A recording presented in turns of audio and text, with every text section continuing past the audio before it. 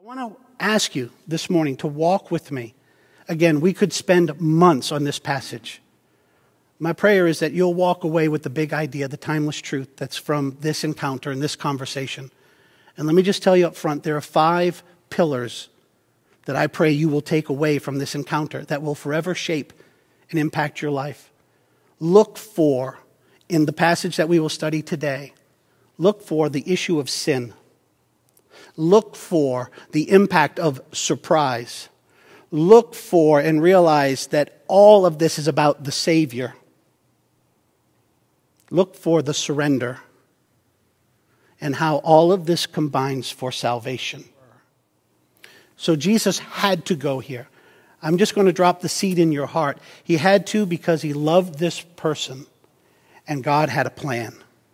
And his plan was countercultural, and his plan broke all of man's rules, and his plan destroyed the rituals of their religion and got relational with a woman at a well.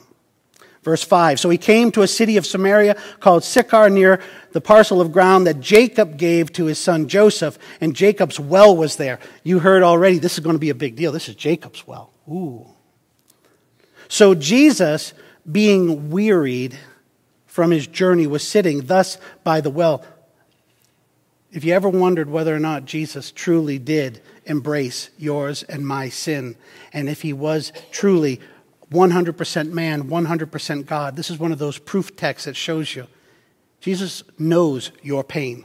Jesus knows your weariness. He was tired.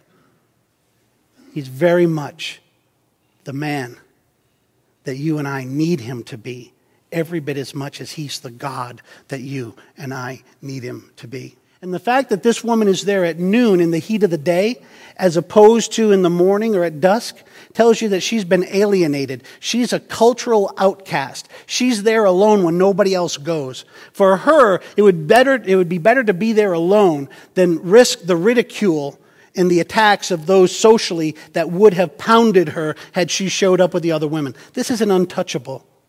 This is a woman who constitutes figuratively for you and me everything that is sin. You'll see as we continue. Notice here in verse 7, we transition from context to conversation. We're literally about to transition here. There came a woman of Samaria to draw water.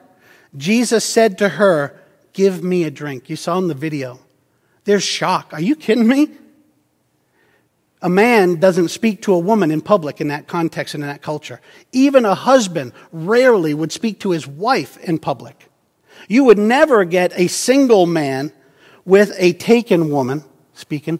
You would certainly not get a Jewish person, let alone a man, speaking to a Samaritan person, let alone a woman. You would never get a religious teacher to break all the rules and speak to a Samaritan woman of ill repute. What in the world is Jesus doing?